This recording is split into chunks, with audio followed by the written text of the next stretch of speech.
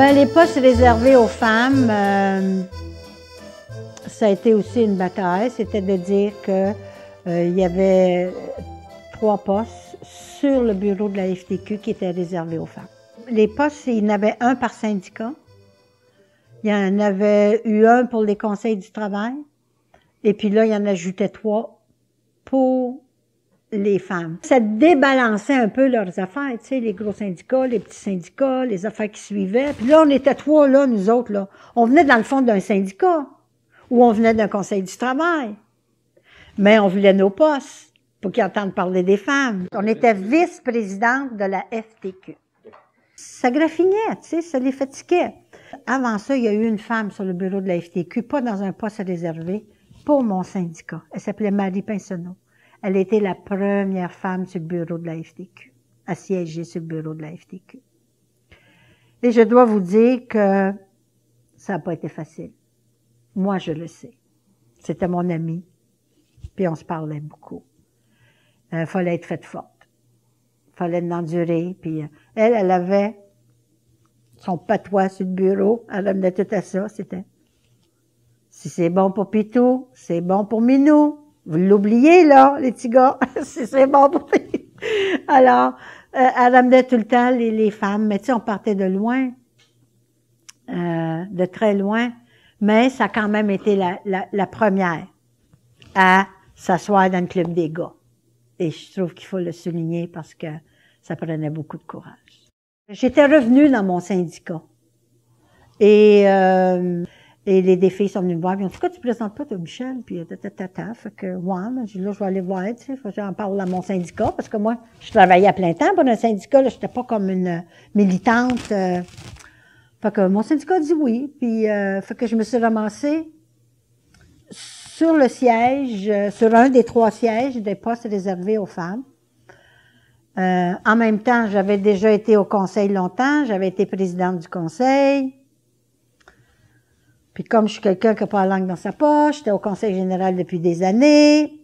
Fait que disons que je me mêlais de beaucoup d'affaires, tu sais. Fait que ça n'a pas été, c'était très, très, très difficile. Je dois vous dire que je sais que les femmes qui vont là doivent être courageuses. Et comme je suis très batailleuse, ben tu sais, il y a eu beaucoup de batailles qu'on a faites puis qui n'ont pas été faciles. J'avais envoyé une résolution pour avoir, il y avait le président, le secrétaire général. Moi, je voulais qu'il y ait un autre poste pour les femmes. Tu sais, dans les postes à plein temps. Parce que les vice-présidents étaient des personnes qui étaient élues, mais tout le monde faisait ça en plus de son travail. C'est pas un poste permanent élu à plein temps. Vous comprenez?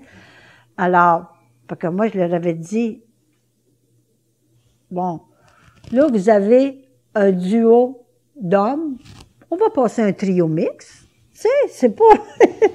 Mais il y a des gars qui l'avaient pas trouvé comique, ma joke, tu sais. Fait que... Mais je le savais que ça passerait pas. Ben, il faut bien commencer à en parler si on veut qu'un jour ça vienne. Peut-être que c'était trop de bonheur, mais c'était pas grave, tu sais. Nous, on s'est représentés pour un 2e mandat. Ils m'ont battu. Et j'ai perdu. En quelque part, je me suis dit, ça m'a peut-être sauvé la vie aussi. Parce que moi, j'avais ma job de représentante syndicale en plus. J'avais ça, les dossiers à lire, les affaires à faire. Et souvent, tu sais, quand il y avait des dossiers des conseils, ils me parlaient parce que il y avait l'habitude que c'était moi à Montréal qui était au conseil du travail, qui savait plein d'affaires. Fait que la cour était plus que pleine, là. Et je pense que oui, ça m'a permis peut-être d'aller m'occuper juste d'une affaire, là, de mes gangs en région. Fait qu'il y a eu... mais les filles, quand on a dû choisir notre syndicat, il y a eu un débat entre la CSN et la FTQ. Et il y avait des gens qui voulaient la CSN, puis il y avait des gens qui voulaient la FTQ. Puis on a vraiment voté.